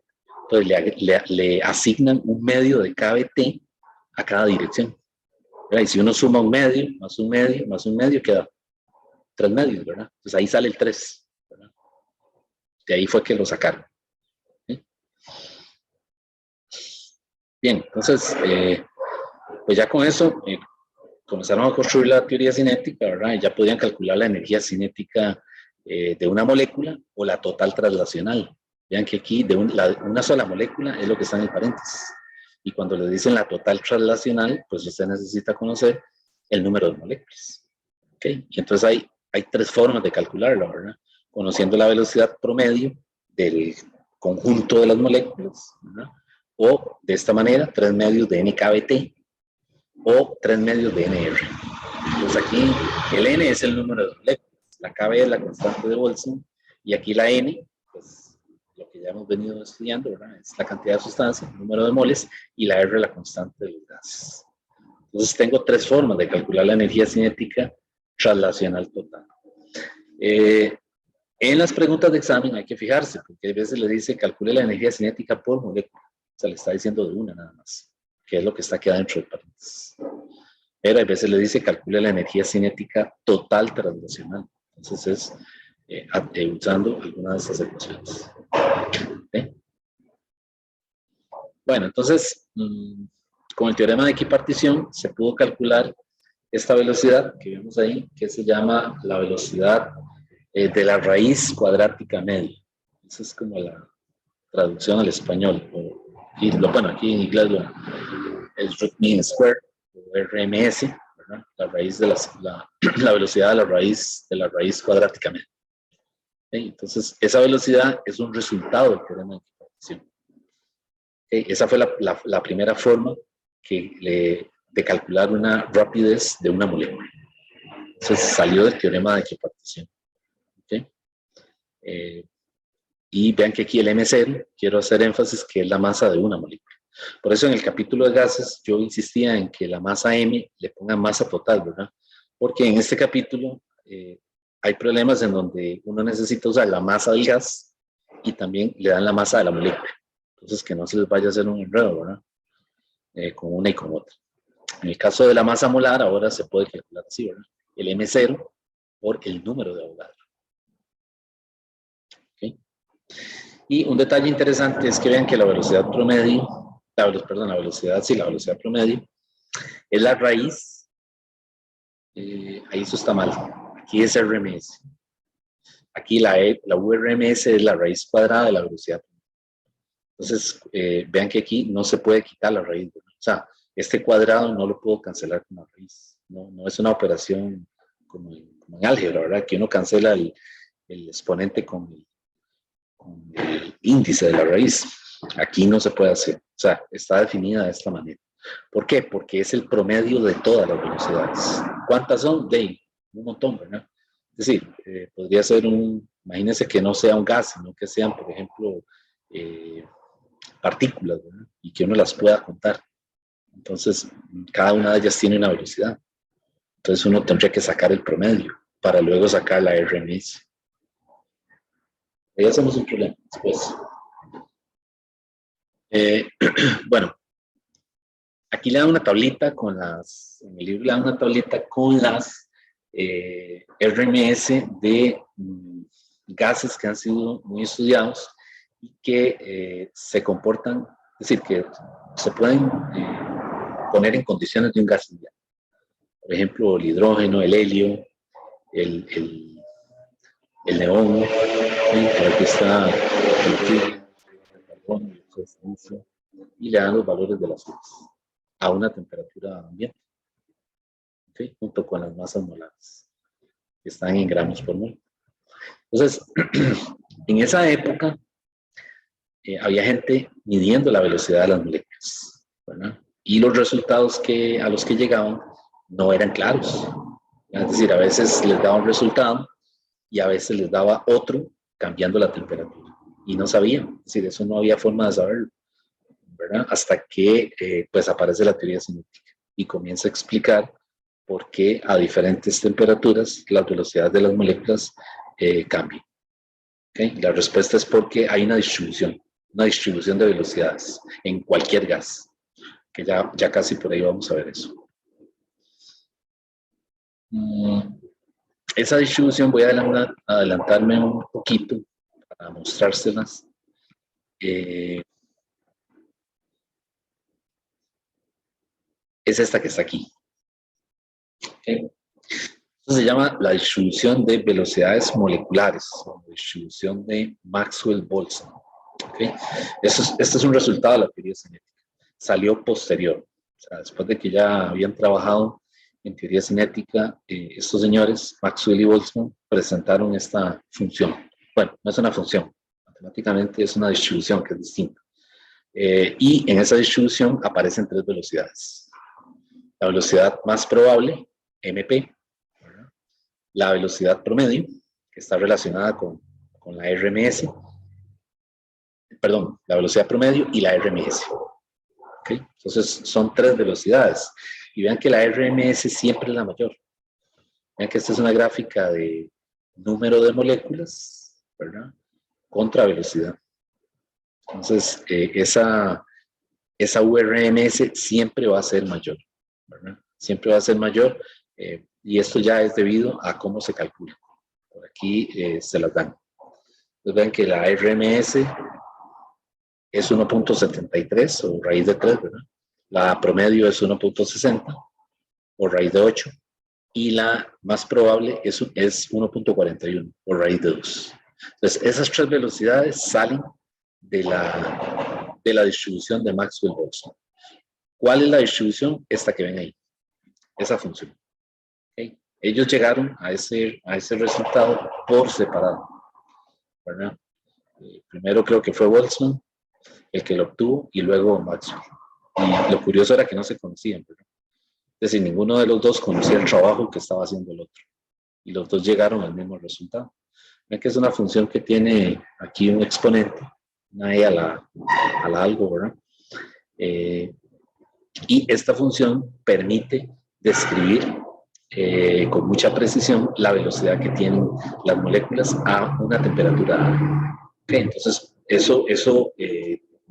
cuando se llegó a este resultado, se entendió enseguida por qué cuando se estudiaba un gas en el laboratorio y se cambiaba la temperatura o se enfriaba o se calentaba el gas, las velocidades de las moléculas, cuando las pasaban por un filtro, iban cambiando. ¿Okay? Entonces, vean qué interesante, ¿verdad? Estaba la parte experimental, la gente que hacía las mediciones, ¿verdad? Y estaban los físicos trabajando en la teoría, desarrollando eso, ¿verdad? Y llegó un momento en que juntaron las dos cosas, ¿verdad? Entonces, la evidencia experimental con la teoría. Por eso es que la teoría cinética fue tan exitosa, ¿no? Ellos se la comenzaron a aplicar a todo lo que había, porque en el caso de los gases explicó de forma satisfactoria lo que se veía en el laboratorio. ¿Okay? Y bueno, dígame. En la fórmula, digamos, después del menos m a la velocidad al cuadrado, esa es una rayita que va abajo, digamos que es una línea fraccionaria. O sea, ahí es mb cuadrado dividido entre 2kT. O sea, el exponente es una fracción. Bien, entonces, con esa distribución es que obtienen estos resultados. Ahora, ¿cómo llegan ahí? Pues ya ahí esta parte, pues hay que hacer más matemática, ¿verdad? Hay todo un proceso de cálculo ahí para llegar a esas ecuaciones, ¿verdad? Hay que integrar esa distribución o derivarla. Son integrales propias, ¿verdad? Con límites de menos infinito a infinito. Es decir, la parte matemática de la teoría cinética es espesa, ¿verdad? Hay que hacer mucho trabajo matemático. Nosotros aquí pues usamos los resultados, ¿verdad? Claramente. Es decir, que tenemos que saber cuál velocidad nos están pidiendo. Pero sí es importante saber los detalles, la parte, digamos, conceptual de la distribución. ¿Verdad? Cómo están. Y esta curva es para una temperatura, por ejemplo, no sé, 300 Kelvin. ¿Okay? Cuando se cambia la temperatura, la distribución obviamente cambia. Entonces, si ya yo hago esta misma distribución a otra temperatura, pues estos valores de V's van a cambiar. Que vean que las velocidades dependen de la temperatura. Ven que cada una de ellas tiene T. Entonces, obviamente, va a cambiar la distribución.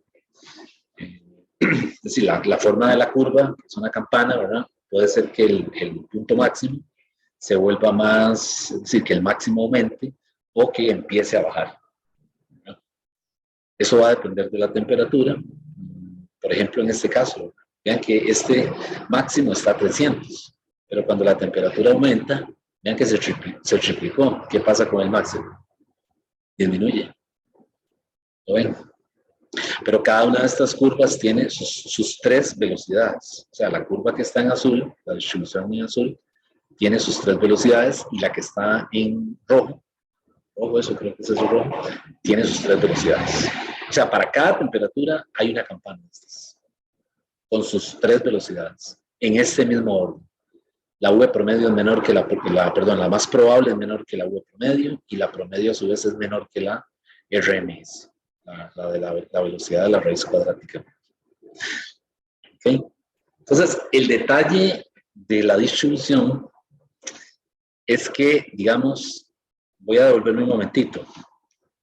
El detalle de la importancia de la distribución de Maxwell-Boltzmann es que esta gente, cuando calculó la velocidad por primera vez, esta que ustedes ven aquí, eso salió del teorema de equipartición.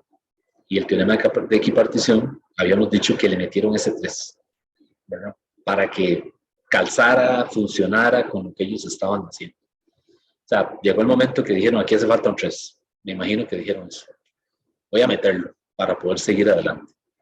Ok, entonces de ahí salió este resultado del teorema de equipartición. Entonces esta fórmula en esa época, aunque predecía muy bien los resultados, la parte experimental no sabían por qué era así. Ok, ¿la ven? Esta que está aquí. Pero viene esta gente, Maxwell y Boltzmann, y desarrollan la teoría la distribución de velocidades moleculares y la obtienen nuevamente.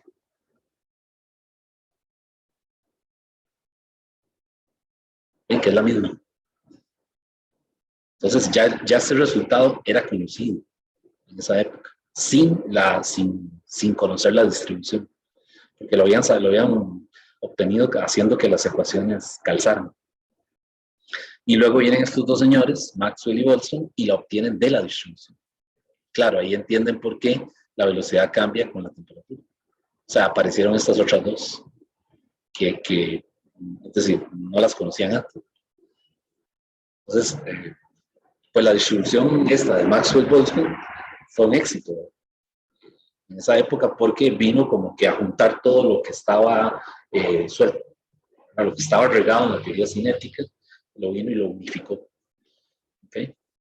Entonces, la teoría cinética en esa época pues explicó muchos fenómenos, ¿verdad? No solo gases. Lo que pasa es que, pues como toda teoría en física, ¿verdad? Es una teoría clásica, ya para 1920, 1930, ¿verdad? Ya era obsoleta, ¿verdad? Así que tuvo que cambiarse por una teoría más moderna, que es la actual, que se llama la mecánica estadística. Entonces la teoría cinética es una gotita de agua en un vaso, que se llama la mecánica estadística. ¿Okay? Pero dentro de ciertos límites, ¿cómo se dice? Describe muy bien el comportamiento de los gases.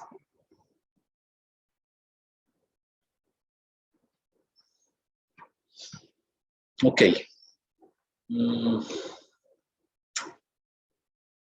Bueno, no sé si tienen alguna pregunta.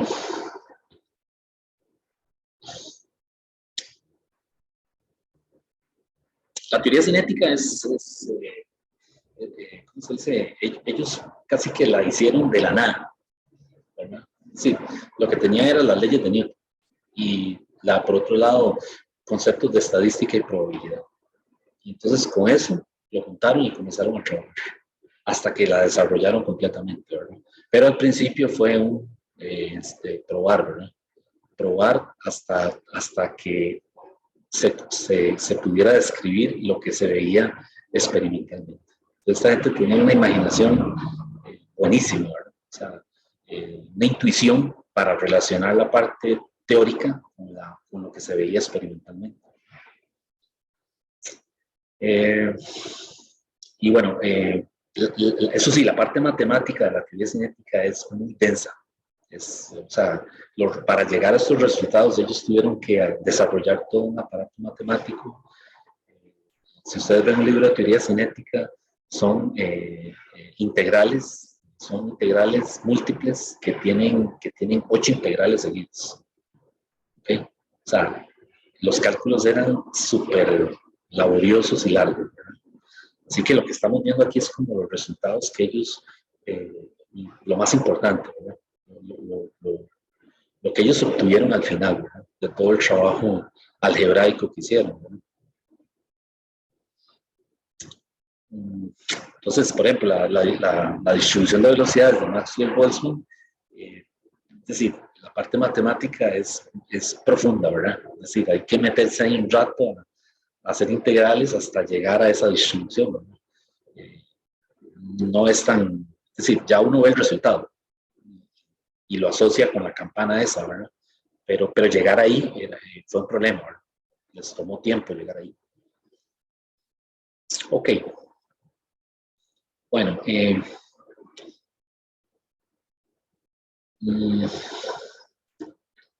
el teorema de equipartición me permite entender también la naturaleza química de un gas. Entonces sabemos que hay gases monoatómicos, ¿verdad? Como el helio, o gases diatómicos como el nitrógeno, el oxígeno, o gases poliatómicos, ¿verdad? Por ejemplo, el dióxido de carbono. Entonces, ese fue el otro detalle. Los químicos que estaban trabajando con esos gases, había muchas cosas que no las entendían, ¿verdad? Y la teoría cinética vino a aclarar cómo la energía está distribuida. ¿verdad? En un gas. De tal manera de que en un gas uno puede considerar un aporte translacional, ¿verdad? O un aporte rotacional o uno vibracional. ¿Ok? Entonces, ese es el otro detalle, cómo la energía, cómo entender la energía asociada con un gas. Bueno, resulta que si solamente consideramos traslaciones, pensamos, por ejemplo, en un gas monotómico, como el helio, porque no lo imaginamos como que si fuera una partícula, que solamente se traslada en el eje X, en el eje Y o en el eje Z. ¿Okay?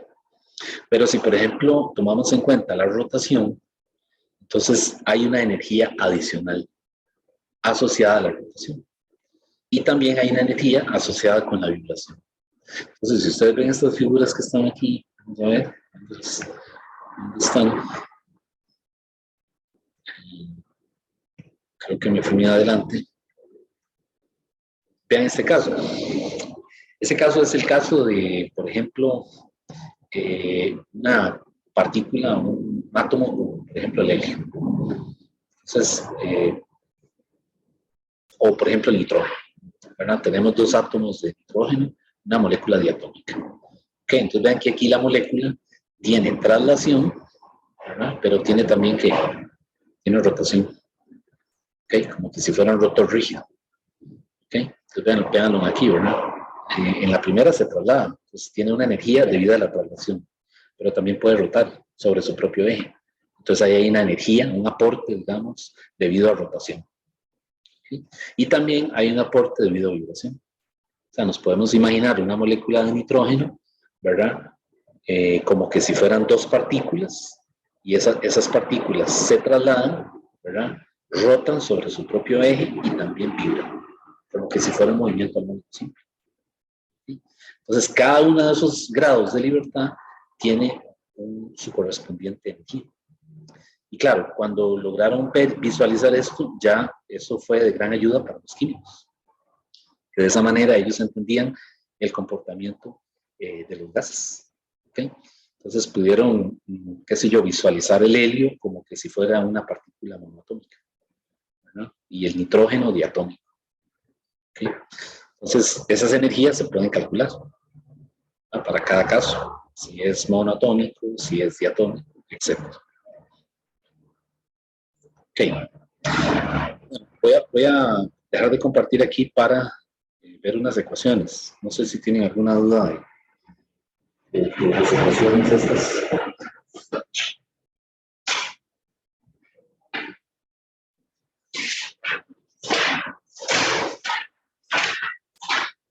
Ok, entonces,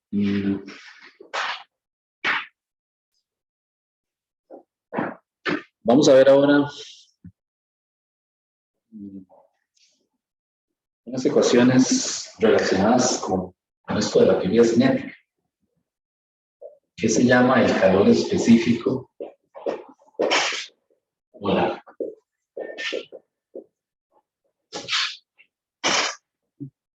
Estas ecuaciones que vamos a ver son solo para gases, para calcular calor. Entonces, si la presión es constante, el calor se puede calcular así. U es igual a un NCP por delta T. Donde esa C, dijimos que era, ¿cómo se llamaba? La capacidad calorífica, ¿verdad? Entonces, esa es la capacidad calorífica a presión constante. ¿Okay? Ese es un valor que está en una tabla. Cada gas tiene su propia capacidad calorífica. El nitrógeno tiene un valor, el oxígeno tiene otro valor. Lo que pasa es que son muy parecidos, porque ambos son diatómicos. ¿Okay? Entonces, si el volumen es constante,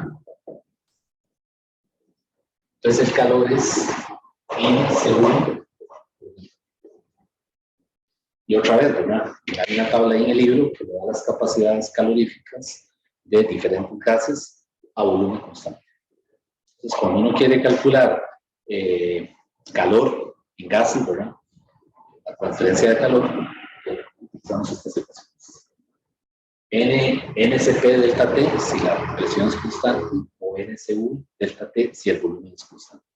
Y el delta T, obviamente, es el cambio de temperatura, ¿verdad? Aquí pasa lo mismo, ¿verdad? Si el signo del Q depende del delta T. Si aquí hay un aumento de temperatura, este es un calor absorbido por el gas. O sea, quiere decir que el gas se calienta. Y si este delta T es negativo, hay un decremento. Entonces, más bien lo que está diciendo es que el calor lo cede el gas y el gas se enfría. ¿Sí?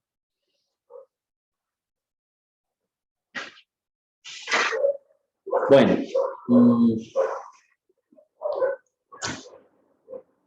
en gases necesitamos caracterizarlos, ¿verdad? Entonces, hay un exponente que se llama el exponente adiabático.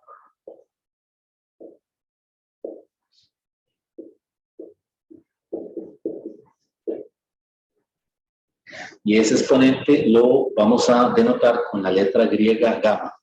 Es una letra así. Eso se llama el exponente adiabático o la razón de las capacidades caloríficas molares. Entonces, ese gamma está definido como el Cp entre el CO2. Siempre va a ser así.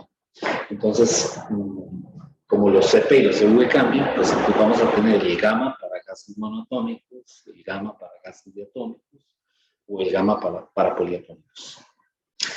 Y la otra ecuación es esta, la que se llama la ecuación de Mayer. Este es el exponente adiabático. Y la ecuación de Mayer es esta. Cp menos CV es igual a R.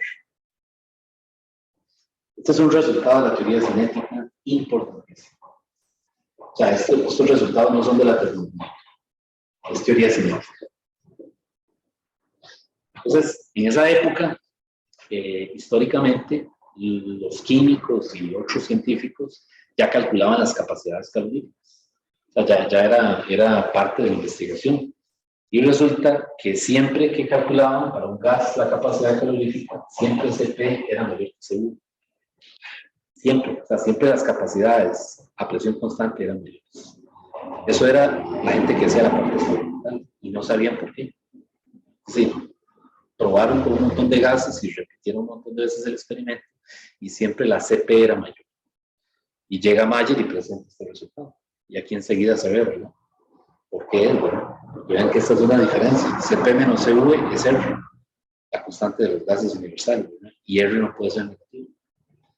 ¿Cierto? Entonces vean aquí cómo un resultado de la teoría cinética explica un detalle, un detalle que se veía en la parte experimental. Entonces, estas dos ecuaciones, pues, las vamos a utilizar bastante en los problemas. Cp menos Cv igual a R y gamma es Cp entre CV. Entonces, uno las puede ver como un sistema de ecuaciones, como que si fueran dos incógnitas. Y lo que quiere calcular es el Cp y el CV. ¿En términos de quién? De gamma. ¿Okay? Entonces es una forma de caracterizar el gas, conociendo el gamma.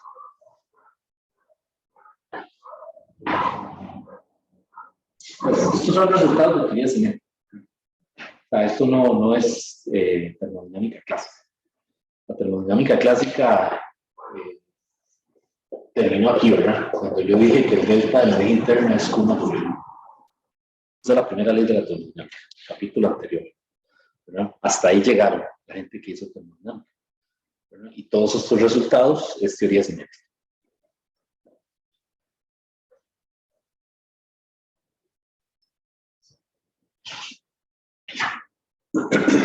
Bueno, entonces vamos a ver los valores de gamma.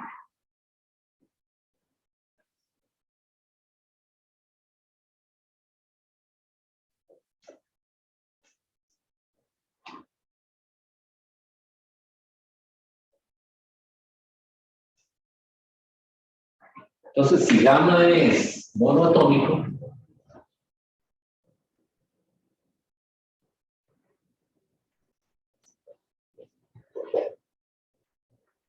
entonces es Cp entre CV. Y el Cp para monoatómicos siempre va a ser 5 medios de R. Y el CV siempre va a ser 3 medios de R. Quiere decir que el gamma monoatómico es siempre 5 tercios. Entonces aquí en monoatómico tenemos el helio, argón, xenón, hidrógeno atómico, ¿verdad? Esos son gases monoatómicos. Ahora, si el gamma es diatómico, el Cp siempre va a ser 7 medios de R. Y el CO son 5 medios. Bueno, en la realidad no son iguales. O sea, el gamma del helio y del argón, por ejemplo, difieren. O sea, no son exactamente idénticos, no son, cambian. Pero, pues, se puede hacer una suposición de que una aproximación buena de la teoría cinética es que siempre es 5/3. ¿Verdad? Pero es una forma de simplificarlo para estudiar la naturaleza de varios gases. ¿Okay? Igual pasa con el diatómico. El diatómico son 7 puntos. Y aquí diatómico tengo el hidrógeno, oxígeno, hidrógeno. Y el gamma poliatómico. Sp entre Cu. También es una aproximación bastante, digamos que realmente no es cierta, pero aquí es 4R y aquí es 3R. Entonces aquí es 4/3. ¿Qué sé yo? Dióxido de carbono, metano, dióxido de silicio. Pero estrictamente no son del todo iguales. O sea, cada uno de estos gases, si uno calcula el gamma, va diferente. Se parecen. De una familia, hay muchas similitudes. Pero digamos, las cifras de los gamma, los dígitos van a cambiar. No son exactamente iguales. Sin embargo, por la naturaleza química, pues se meten todos en ese combo, ¿verdad? Por decirlo de alguna manera. Pero entre un gas y otro hay diferencias.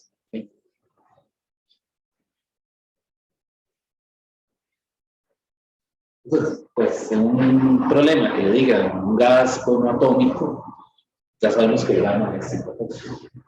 Se le llama un gas diatómico, 7, que son los que más se usan, ¿verdad? El poliatómico casi nunca preguntan nada.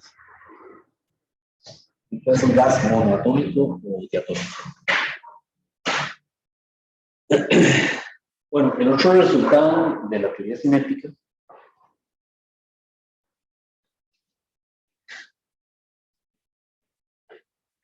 es la primera ley de la termodinámica.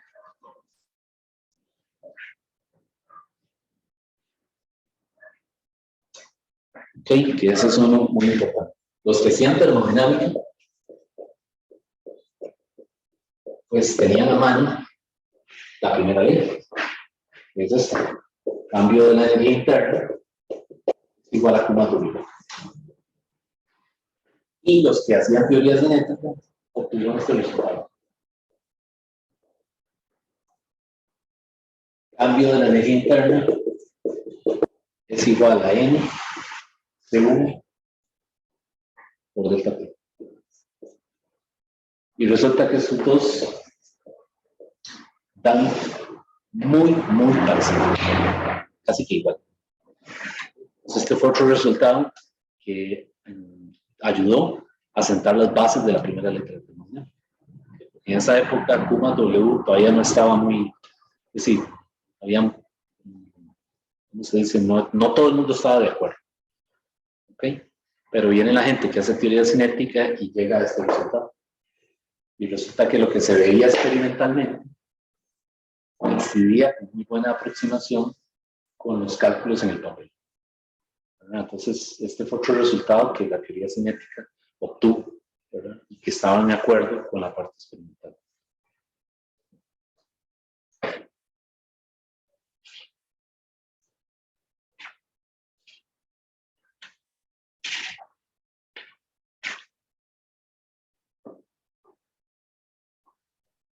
Digamos, por esas dos ecuaciones se pueden igualar o no. Sí, se podrían igualar en términos de un problema que le den, que le den los datos, ¿verdad? Se podría igualar perfectamente. ¿Sí? Pero para llegar aquí, ¿verdad? Bueno, para llegar a esta ecuación, yo la estoy poniendo así por acto de fe, ¿verdad? Es decir, ellos tuvieron que, ¿cómo se dice? Desarrollar la teoría cinética, pero en términos de un problema, resolverlo sí se puede igualar, claro. Si tiene los datos, se podría. Lo que pasa es que no hay problemas así. Por lo general, uno tiene que calcular el calor y el trabajo por aparte, ¿verdad? O bien conocer el cambio de energía, perdón, el cambio de temperatura para calcular el cambio de energía interna por aquí, ¿verdad? Pero perfectamente se pueden igualar, sí, claro. Es que, profe, ya uno pregunta por, que uno, no es que uno esté traumado, profe, pero es que hay veces que salen con problemas que sí hay que igualar cosas que uno no... Sí, sí, no, yo entiendo, claro. De hecho, vean que habíamos visto la semana pasada un proceso que se llama el proceso adiabático, ¿verdad? Entonces, en el proceso adiabático, ¿qué habíamos dicho? Que no hay transferencia de calor, o sea, que el Q es cero. Bueno, resulta que, vean aquí, si Q es cero, el cambio de la energía interna es igual a ¿quién? A W. Quiere decir que el trabajo en un proceso adiabático en realidad es NF. ¿Verdad? Ahí estoy igualando las dos situaciones. Es decir, ya tengo una forma de calcular trabajo en un proceso adiabático. O dicho de otra forma, si yo conozco el cambio de energía interna de un proceso adiabático, pues es lo mismo que el trabajo. ¿Okay?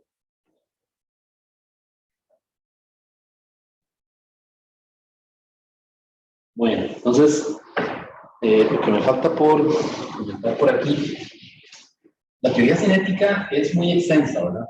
Es decir, si usted va a ver un libro de teoría cinética, esos de los últimos que escribieron, ¿verdad? En los años 30, unos mamogotes así de gruesos, donde le desarrollan todo desde cero.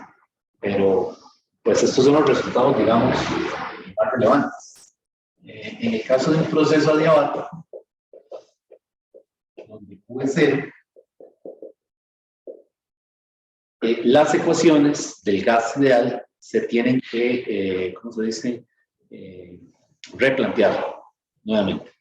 Entonces, la que conocemos como la ley de Boyle es P por V igual a K, una constante, y en el proceso adiabático ahora es P por V a la gamma igual a una constante.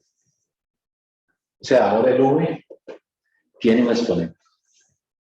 ¿Sí? Y ese gamma pues, va a depender de si el gas es monoatómico, diatómico. ¿Okay?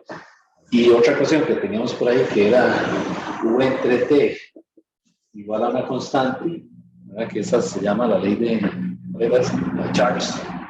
Pues ahora en el proceso adiabático es T por V a la gamma menos 1 es igual a la constante.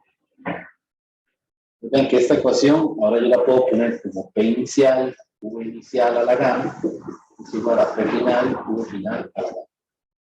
Y esta es T inicial, V inicial a la gamma, menos 1 es igual a T final, V final a la gamma menos 1. Y hay otra más, son tres.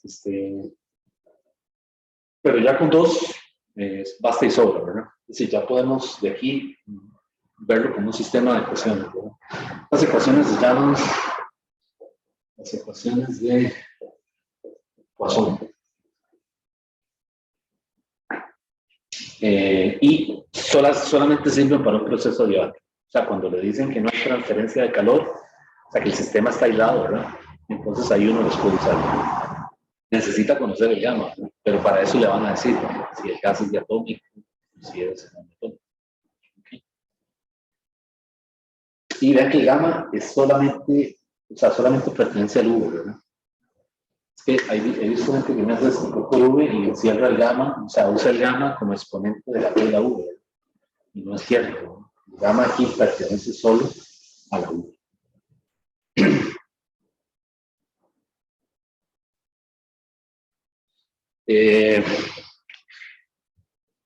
Vamos a ver si les muestro aquí.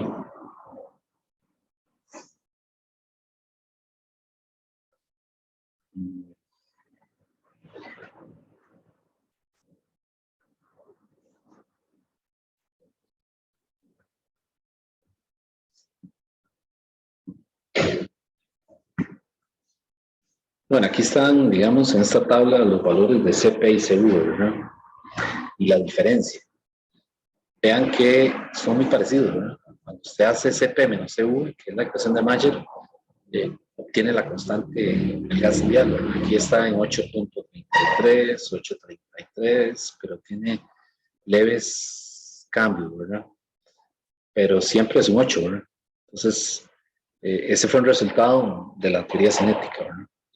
Que se dieron cuenta que CP menos CV era R.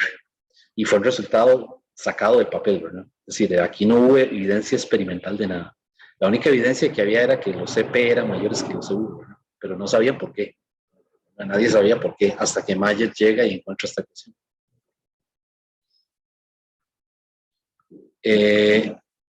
Ok, este es el proceso adiabático, ¿verdad? Vean que el proceso adiabático tiene más pendiente que el isotérmico. O sea, el proceso adiabático siempre ocurre entre dos isotermas. ¿Lo ven? Esta isoterma está a una temperatura TI y esta otra isoterma, que está en celeste, está a una temperatura T.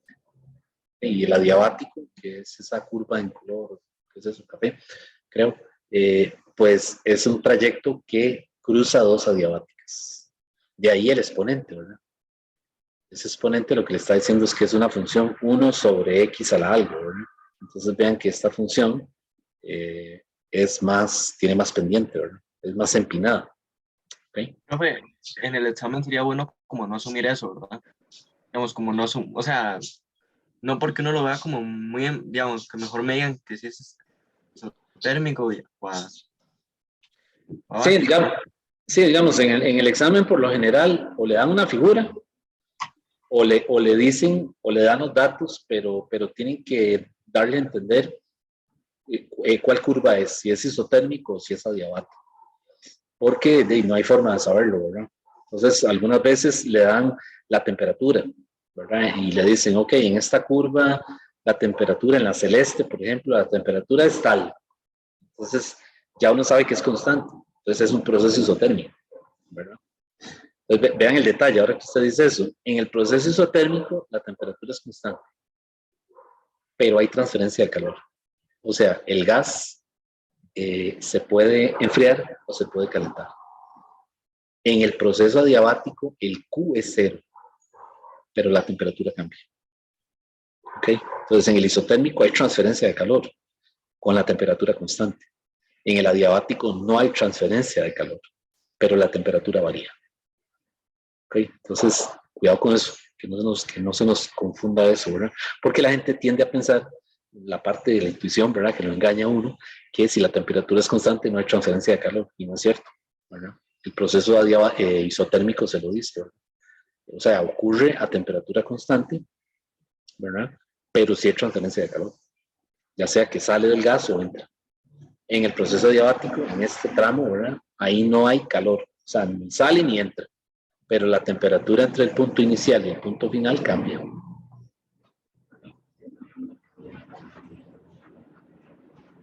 Estas son las ecuaciones de Poisson, las mismas que escribí aquí en la pizarra. Vean que el exponente está en el V, ¿verdad? Y si es T por V, el exponente del V es gamma menos 1.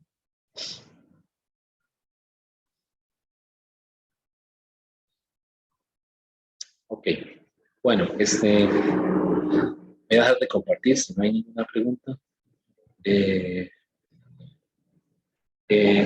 Voy a quedar aquí por hoy. Ya casi son las 11. Nuevamente recuerden que el examen es el jueves, ¿verdad? Y mañana vamos a continuar con este material, vamos a hacer problemas. Por ahí les mando una invitación para una hora de consulta, podría ser mañana o el miércoles, por los 2 días. Y no se les olvide el jueves, pues llegar temprano, ¿no? Porque es probable que si llega muy cercano a las 8, lo paren por ahí, ¿verdad? Hasta que, qué sé yo, le tomen la temperatura y entonces pues pierde tiempo. Entonces, lo deseable sería llegar temprano, para que ustedes saben que puede pasar cualquier cosa, ¿verdad? Y entonces, si usted ya está ahí a las 7, 7:30, pues no tiene problema, ¿verdad? Pero pues el edificio lo van a abrir hasta las 7, ¿ok? Siempre lo han abierto a las 6, pero pues ahora lo están abriendo a las 7. Así que pues tratemos de estar temprano, ¿eh? Cosa de que enseguida que abran, pues que ustedes se puedan acomodar tranquilamente, ¿verdad? Sin correr en su respectiva aula. Así que, pues, si no hay ninguna pregunta, continuamos mañana con este material. Profe, ¿le puedo preguntar algo ahorita que al final de la clase? ¿Está bien? ¿Alguien tiene otra pregunta? Profe, yo tengo una duda con lo del cuaderno de examen. Ajá. Yo no soy de cerquita de San José. Ajá. Entonces, era para ver si había alguna posibilidad de sacarlo como en alguna fotocopiadora de acá. Digamos, usted puede llevar, que es lo que les he dicho, puede llevar hojas en blanco. No tiene que ser un cuaderno de examen. Y no Solamente, tengo que poner alguna portada en particular. Sí, ahí se les indica, a la hora del examen se les indica. Yo hago un dibujillo ahí en la pizarra y les digo, póngale el nombre. Es básicamente una portadita que diga, qué sé yo, física 2, el nombre del estudiante, el ciclo, básicamente es eso. Lo que sí es que si va a llevar hojas, al momento del examen, de empezar, tienen que estar grapadas. O sea, no puede trabajar con hojas sueltas, ni siquiera las de práctica, ¿verdad? O sea, todo tiene que estar grapado. ¿Okay? Entonces, hay gente que le gusta llevar... Ajá. Sí, si yo quisiera, puedo llevar ahí un puñillo grande de hojas grapadas, después las puedo soltar. Las grapa y le hace una portada. Hay gente que prefiere llevar hojas porque quizás la caligrafía, la letra es más grande o tienen que hacer más cálculos, entonces tal vez el cuaderno de examen no les alcanza. Eso depende de cada persona, ¿no? De cómo trabaja. Así que no tiene que ser que lleve un examen o un cuaderno oficial. Puede llevar hojas y las lleva ya grapadas. Ok, está bien, profe. Muchísimas gracias. Ok, con gusto. No se les olvide la calculadora, ¿verdad? Porque no se permite prestar calculadoras durante el examen. Así que, pues, considere eso, ¿verdad? Y revise la calculadora porque ya ha pasado, ¿verdad? Es la ley de... ¿Cuál es esa ley? La que ya se me olvidó el nombre. La ley de Morse es... De Murphy. Sí, de Murphy, que lo que uno no quiere que ocurra pasa, ¿verdad? Entonces, ya ha pasado medio examen que la calculadora comienza ahí a parpadear, ¿verdad? Y se fue, se apagó, se le acabó la batería propiamente a esa hora, ¿verdad? Entonces, revisen la calculadora que esté funcionando bien antes de que empiecen el examen. Bueno, jóvenes, entonces, mañana continuamos. Mañana vamos a dedicarnos a hacer problemas de este tema de teoría cinética. Hasta luego.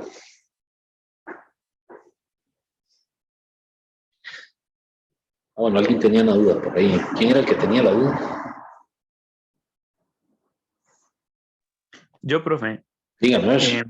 Lo que le iba a preguntar era si, digamos, el formulario que va a juntar algún formulario a la hora del examen, digamos. Sí. Que esté en mediación. Y sí, lo que pasa es que se lo damos ahí mismo en el examen. O sea, no hace falta que lo lleve. ¿Y va a ser exactamente el mismo que está en mediación? Supongo que sí. Ese formulario lo hizo mi compañero, David Solano. Entiendo que él lo va a mantener igual, ¿verdad? A menos de que en última instancia, qué sé yo, meta alguna ecuación, pero yo creo que ya ese es el formulario oficial. Ok. Lo preguntaba porque incluye como las fórmulas más largas, nada más, digamos, como sí. Hay algunas que son como bastantes, qué sé yo, como por ejemplo que W la 2 es igual a K entre M, que no las incluye, cosillas así. Exacto. Entonces, aquí la opción es que cuando a usted le dan el examen y usted se las lleva de memoria, las apunta ahí. Okay. Pero no se puede llevar otro formulario, ni siquiera el de mediación. O sea, porque hay gente que lo baja y comienza a escribirle fórmulas y llega con ese formulario el día del examen. Ese no le van a permitir sacar. Pero sí puede, enseguida que le dan el formulario, usted puede comenzar a anotar todo lo que tiene ahí, digamos, que sabe de memoria. Ok, está bien, profe, pero ya. Bueno, está bien. Hasta luego, entonces. Hasta luego, gracias. Ok.